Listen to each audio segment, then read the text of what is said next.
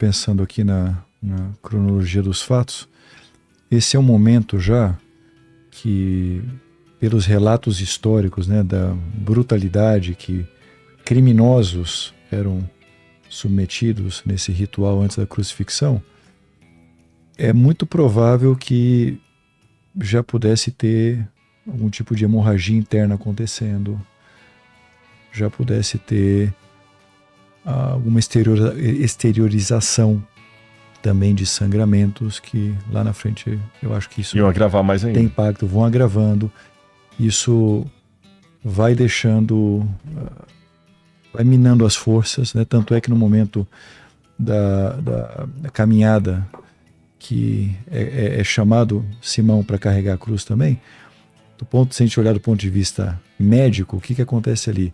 Talvez uma queda de pressão, talvez uma desidratação já importante, talvez já o início de um quadro de hipovolemia, que é perda de muito volume de sangue, de líquidos. Então, a narrativa nos faz pensar dessa forma. Gente, eu fico pensando assim, não dá nem para imaginar. Se fosse só o aspecto físico, já era terrível. Mas Jesus ainda estava com a angústia mental da separação do Pai. Ele era o cordeiro, estava marcado desde lá de trás para morrer. Chegou o momento do sacrifício. E aí, quando ele é crucificado, que fala que ele foi crucificado e colocaram um ladrão à sua direita, né? Pediram Simão Cirineu para levar a cruz. Você sabe que na arqueologia a gente tem levantado mais ou menos como é que seria, provavelmente, a posição de um crucificado. E ela é bem diferente do que os Caravaggios da vida imaginavam, os quadros que retratados, a gente tem, né, retratados nos Caravaggios, nesses quadros aí. Tinha a crucificação que nem a gente vê nos quadros, e tinha de ponta cabeça também. Não, na verdade, ponta cabeça a gente tem o caso de Pedro. Só ele? Não era comum? Não era comum, não era comum. Tá. Nós temos casos de mulheres que foram crucificadas pelos romanos e elas eram colocadas de costas, porque às vezes a pessoa era crucificada nua. Sei. Então a primeira coisa, Jesus não estava com roupa, aquela... Tem algum quadro... o Lenin saiu agora. Senão ia colocar algum quadro ali da crucifixão de Jesus, só para ver como é que é daquele jeito. E, aproveitando esse ensejo, eu quero que agora, que eu vou mostrar agora no programa, se você já ficou assim, estarrecido com isso, eu até quero... Pega de novo aqui, Guilherme. Porque isso aqui para mim, sabe, quando eu vi, mexeu muito comigo, gente. Isso aqui é muito forte. Você tá tocando na história. Você já imaginava que a coroa de espinho de Jesus podia ser um negócio desse jeito aqui? Porque no Brasil não tem esse espinheiro desse jeito aqui, né? Olha como é que é terrível isso aqui, é coisa real. Agora é a hora de você chamar sua mãe, outras pessoas que talvez não estão acompanhando o podcast com você, porque eu vou mostrar alguma coisa arqueológica muito forte relacionada a Jesus, tá bom? O Lene tá aí, o que o Lene tá aqui, ó. Procura? Já achou esse aqui, tá bom. Esse aí. Normalmente, os quadros da cruz, eles não mostram todo o terror que foi. Ali você tá vendo que Jesus está com um pano cobrindo as partes íntimas, não é isso? Os pregos assim com um pouquinho de sangue no pé, um pouquinho de sangue na mão. Mas foi muito mais terrível do que isso. Muito mais terrível. Para começo de conversa, os romanos não crucificavam as pessoas com paninho aqui. Não? Não. Então vou chocar vocês com o que eu vou dizer. Jesus provavelmente estava nu na cruz do Calvário. Qual é o motivo? Humilhar. Humilhar mais ainda. E antes que alguém pergunte, mas onde é que fala isso na Bíblia? Gente, a Bíblia fala que ele foi crucificado. E eu tenho o quadro como os romanos crucificavam. Então, o mais lógico é imaginar que Jesus foi crucificado como qualquer outra pessoa era crucificada pelos romanos. Eles não falavam assim, não, esse aqui é o Filho de Deus, vamos tapar. Então eles colocavam a pessoa nua para poder potencializar a agressão emocional contra ela. Então eles não queriam matar apenas o corpo, eles queriam matar o moral da pessoa, sabe? O sentimento dela. Era uma tortura psicológica também. E eu não sei se já deu tempo do pessoal chamar aí os parentes. Eu vou colocar uma luva aqui porque eu vou mostrar para vocês alguma coisa aqui. Sobre a crucifixão, e aí essa parte eu sei que o Dr. Ricardo vai ajudar a gente bem aqui, porque eu vou falar do ponto de vista histórico. Eu tô colocando a mão aqui, não é nenhuma cirurgia, não. Ele vai falar do ponto de vista médico. Eu coloquei essa luva aqui porque eu trouxe para mostrar para vocês, primeiro, esse exemplar aqui. Esse aqui é uma prótese. Qual câmera que eu mostro, Lene? Aqui, ó. Essa do meio aqui? Mais pra cá. Aí. Aqui? É. Ah, ok, já achei. Eu vi aqui o retorno. Aqui vocês estão vendo, na minha mão, é uma prótese de um calcanhar. Estão vendo aqui? Sim. E um prego atravessando o calcanhar. Essa é uma prótese. É uma prótese idêntica à que está no Museu de Israel. Qual é a história dessa prótese? Calcanhar, vou fazer assim para o pessoal poder ver, olha. Calcanhar com um prego atravessando o calcanhar. E vou mostrar para vocês uma outra coisa aqui. Isso aqui é um prego original de crucifixão. Tá vendo? Ele é grosso. É lógico que tá faltando a parte de baixo aqui, ele tá quebrado. É um prego romano típico de tradução, de crucifixão. Isso aqui é original, tem 2000 anos. Isso aqui é do 1º século. Agora você pode me perguntar, Rodrigo, como é que você sabe que esse prego era para crucifixão? Vou mostrar mais um pouquinho para vocês os detalhes aqui, olha. Isso aqui é do acervo do MAB, e eu trouxe para vocês aqui, tá bem? Nós temos 3 pregos de crucifixão lá. Como é que eu sei que esse é de crucifixão? É simples, porque quando os judeus, na época de Jesus, morriam, eles tinham uma superstição que até hoje nós não sabemos qual a razão dela. Nós sabemos a superstição, mas não por que a tinham. Eles colocavam dentro do ossuário deles um prego de alguém que foi crucificado. E o judeu também carregava no bolso, como um amuleto de boa sorte, um prego de crucifixão. É como a história é feita de fragmentos, nós temos às vezes a informação, mas não temos o porquê dela.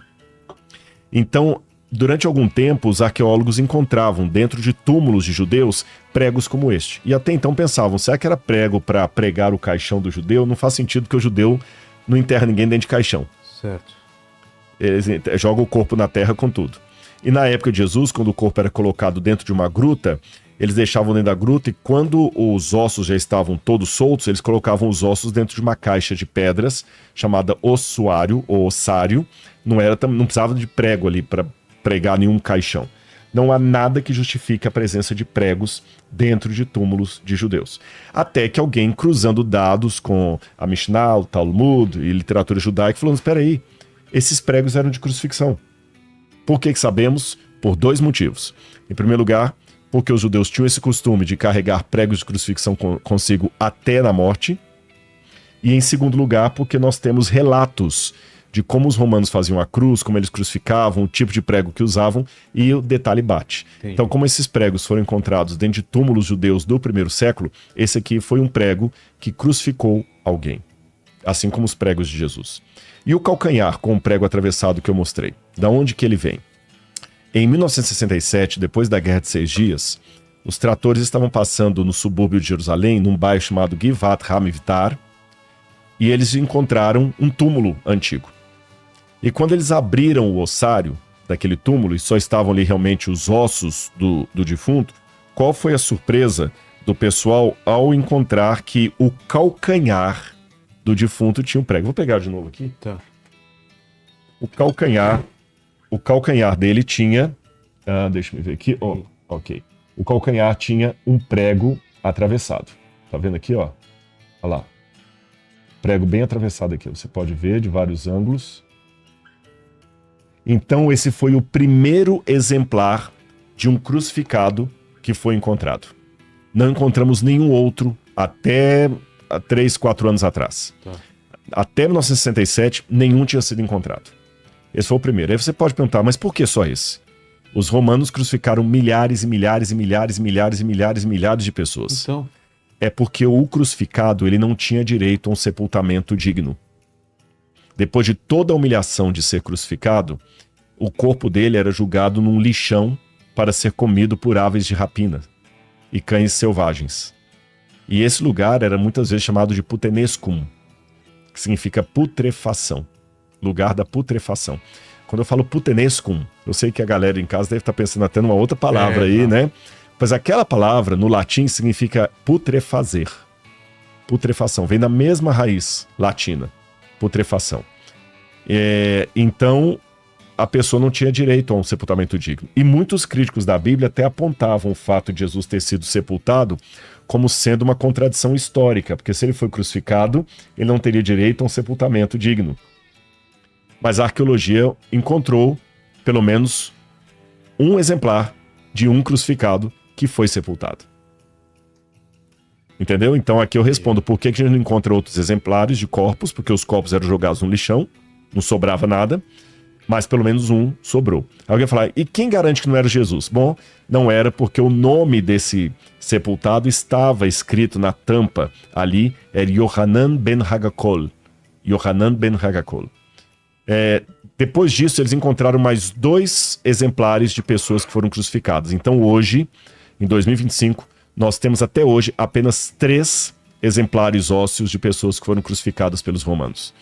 Yohanan ben Hagakol, que a gente tem até o nome dele, e mais outros 2 exemplares. Um encontrado na Itália, outro encontrado em Cambridge, na Inglaterra.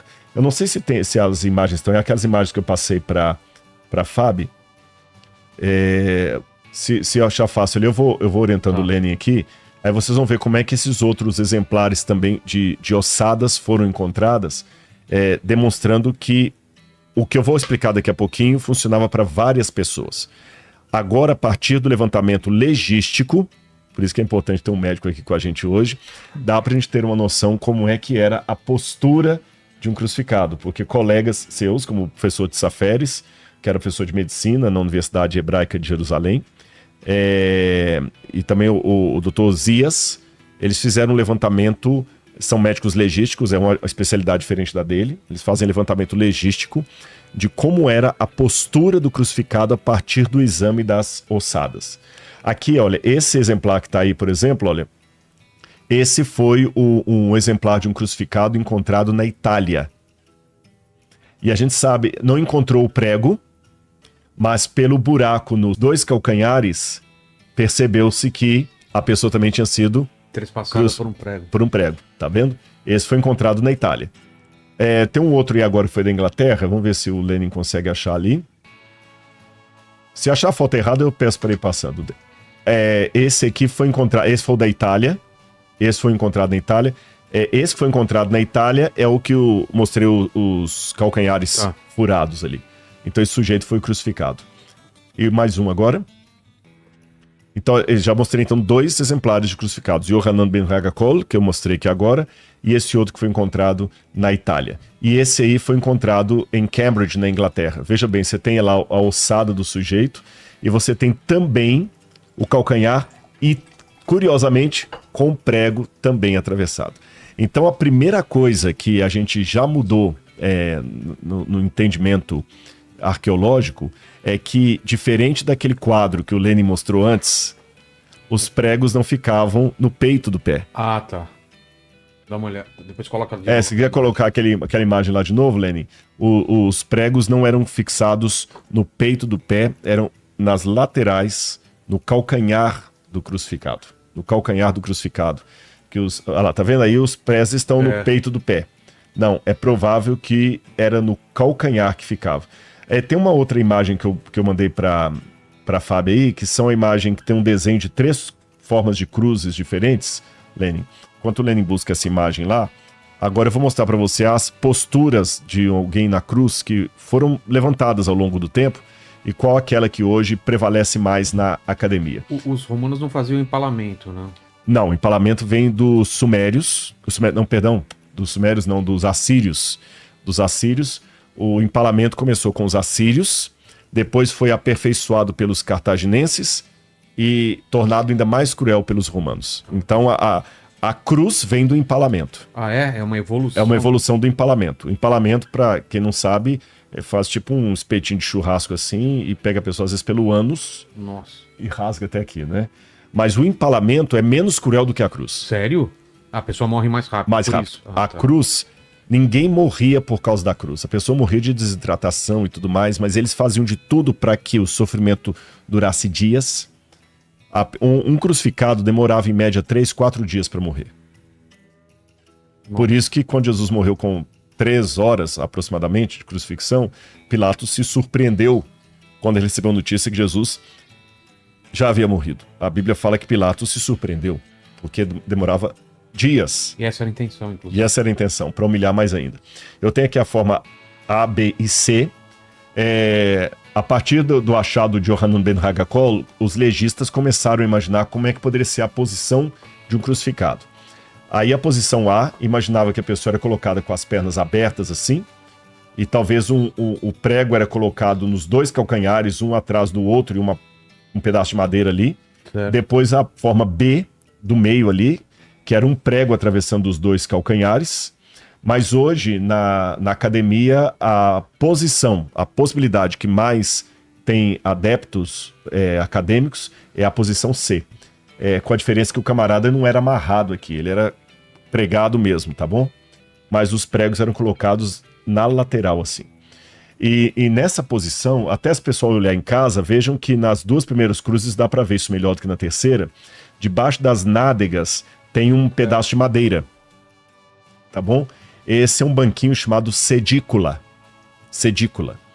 E como é que era a questão? A pessoa imagina que eu tô aqui na cruz, os pés afastados, um pregado de um lado, outro de outro. Inclusive encontraram restos no original disso aqui de oliveira. Então o sujeito foi crucificado numa madeira de oliveira, que era a madeira que mais tinha lá em Israel.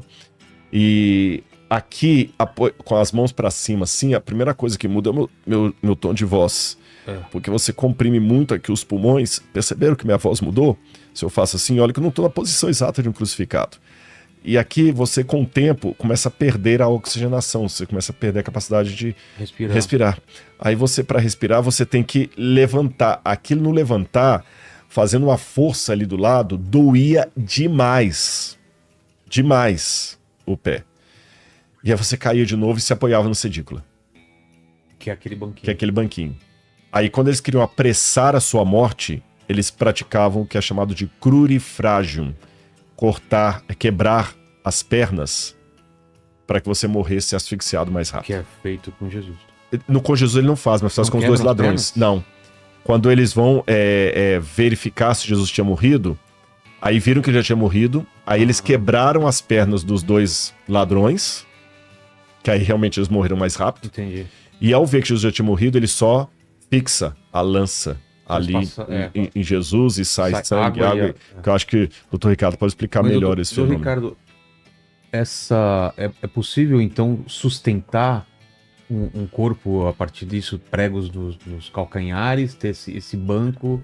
É uma coisa possível de segurar um corpo assim? Eu ia até pedir para postar, eu tinha deixado as evidências científicas, isso tem sido objeto de muito estudo, viu, Vilela? Ao longo aí de décadas, até de século.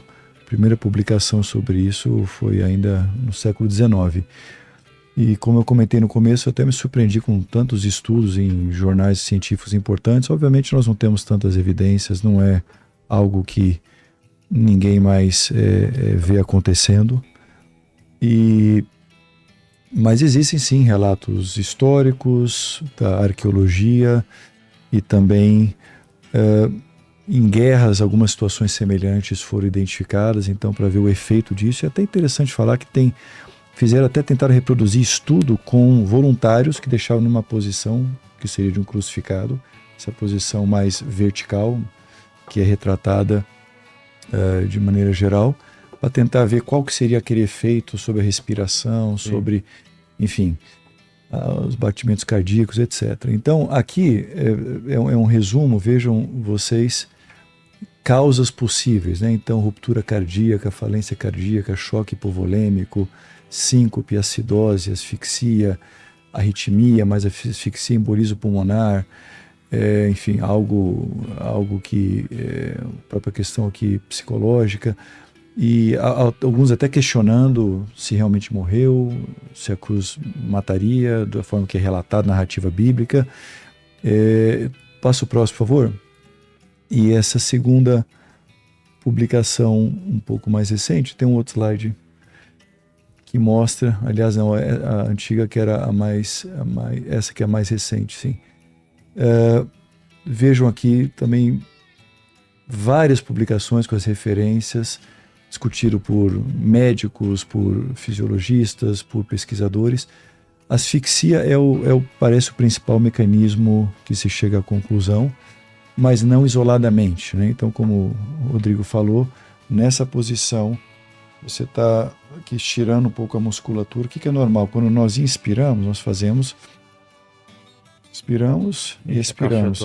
Se você está, de certa forma, abrindo a caixa torácica, a inspiração se torna algo passivo. E aí o esforço é para expirar.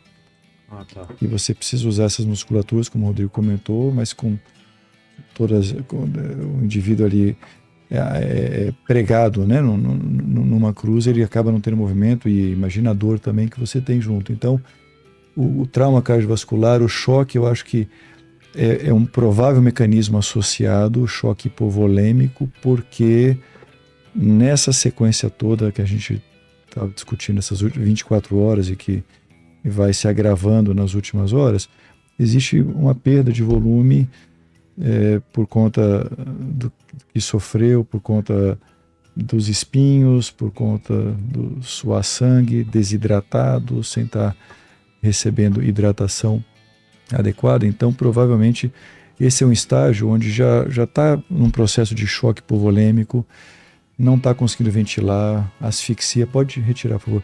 Essa sensação de asfixia, pouco oxigênio entrando na corrente sanguínea, e aí começa a comprometer os tecidos. Esses tecidos eles vão também perdendo a sua função, então vai se perdendo líquido internamente, né, vai separando, vai passando para outras cavidades, até o momento que o Rodrigo comentou, que é descrito, né, na escritura, que onde tem uma lança, né, que ela é perpetrada contra o corpo de Jesus, e sai água e sangue. Então, o que seria essa água e sangue? Provavelmente, então, você tem perfuração aqui de cavidades, talvez um derrame pleural, derrame pericárdico, onde você tem ali já... Acho que tem até uma imagem disso aí. Soro, né?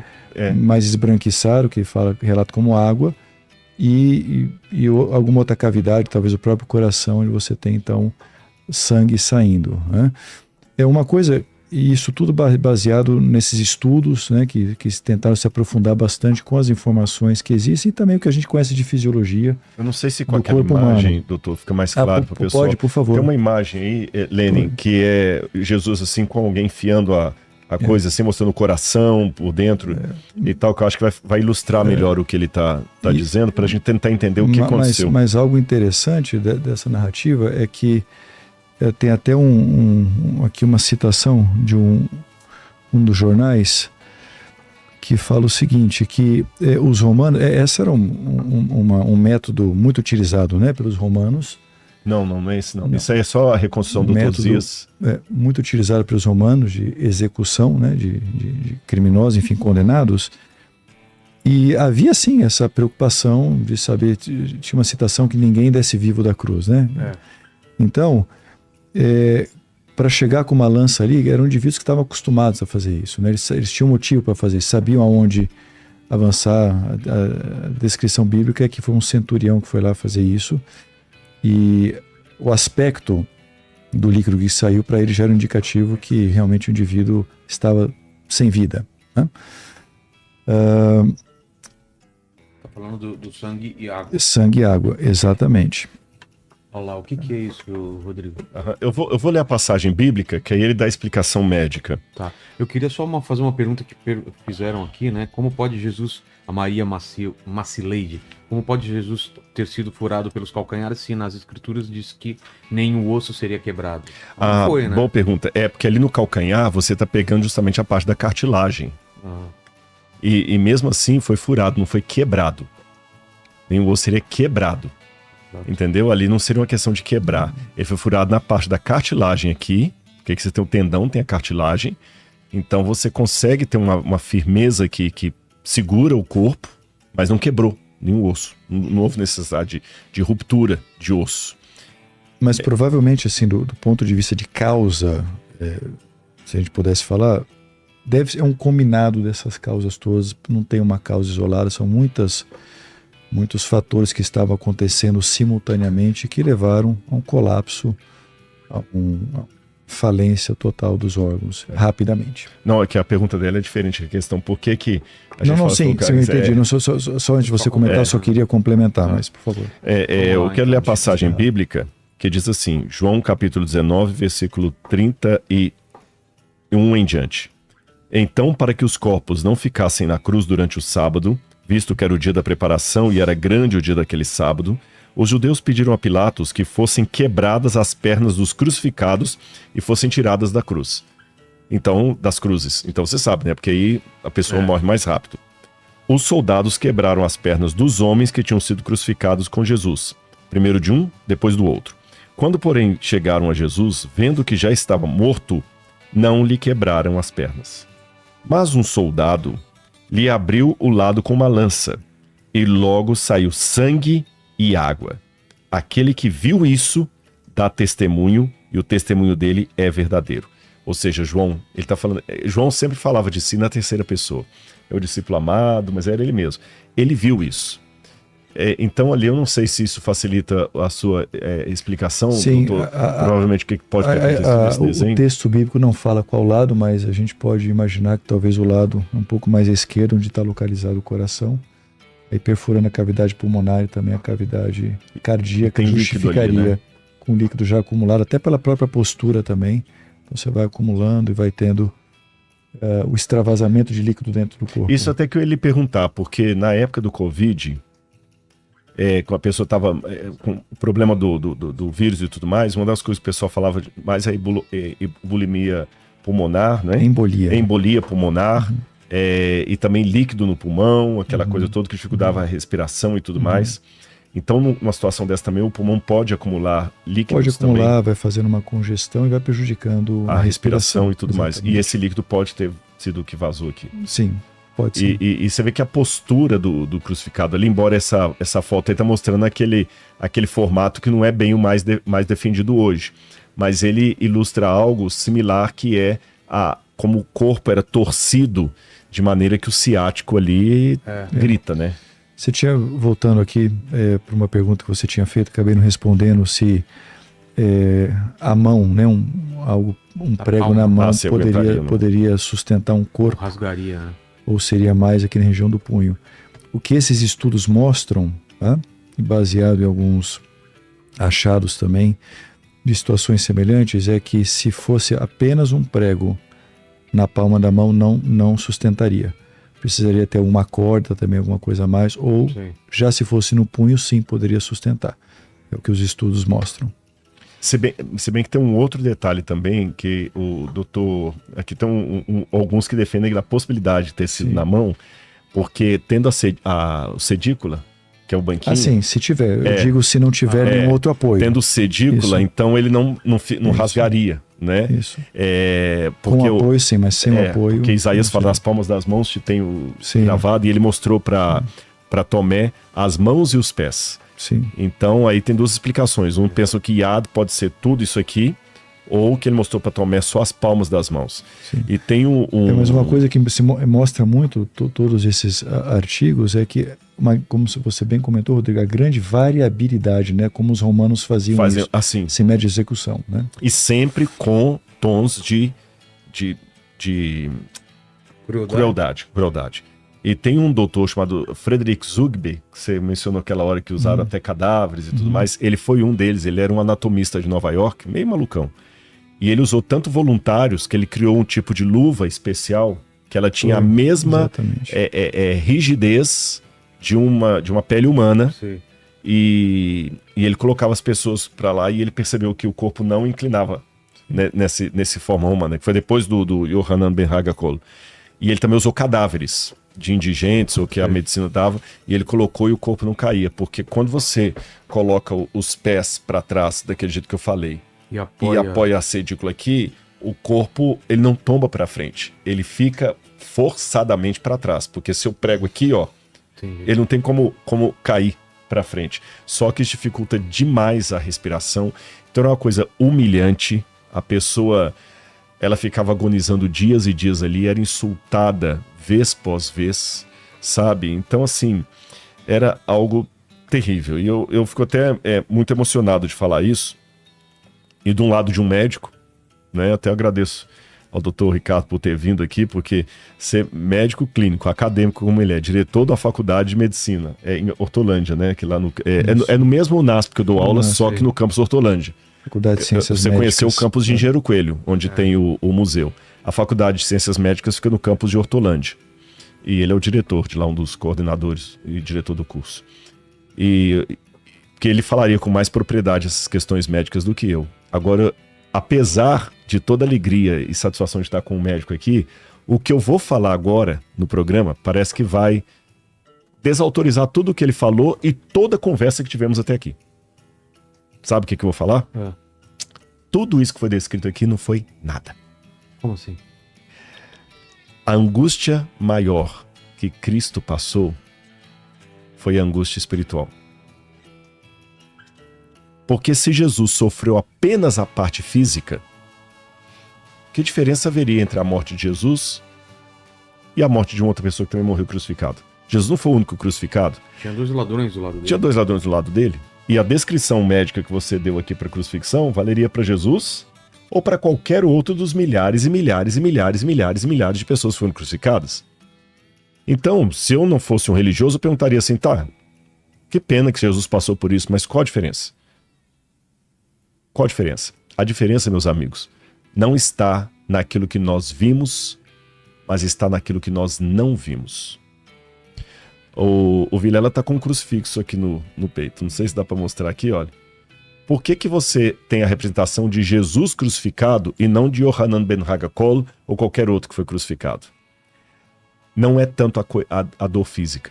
Ela foi importante, impacta a gente. Mas não é ela que torna o sacrifício de Jesus diferente. Se torna apenas mais um. Mas a dor espiritual que ele passou, ninguém experimentou. O livro de Hebreus fala que ele sofreu a morte por toda a humanidade. Isso significa, Vilela, doutor Ricardo, você que está me assistindo, pensa agora naquele momento de maior angústia de sua vida. Você quase acabou com sua vida. Você pensou que não tinha mais saída. Pensou? Pensa em todos os momentos angustiosos da sua vida. Pensa em toda a culpa que você já carregou por alguma coisa que você fez de errado. Agora multiplica isso pelos bilhões e bilhões de vidas que estão ou já passaram por esse mundo. E ainda por aqueles que vão nascer. Pega tudo isso e coloca num único ser humano, Deus em forma humana, na cruz do Calvário. Foi a dor de Cristo naquele momento. Quando ele clama, Elahi, Elahi, lama sabachthani. Deus meu, por que me desamparaste? Uma ruptura de dor terrível. E logo depois, quando ele fala, Pai, nas tuas mãos entrego o meu espírito, ele estava entregando realmente a vida para que eu e você possamos não sofrer para sempre. Então sabe o que significa tudo isso? Eu vou dizer para você. Toda a dor que eu já enfrentei, que eu enfrento, ou que você enfrenta, ela tem data de validade. Sabe por quê? Porque ele morreu na cruz do Calvário.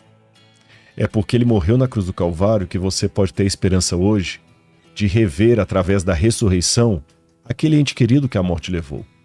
É porque ele morreu na cruz do Calvário que você hoje tem a possibilidade de ser salvo, aceitando-o como seu salvador pessoal. É porque ele morreu na cruz do Calvário que talvez você hoje tenha a oportunidade de estar vivo, desdenhando de tudo isso.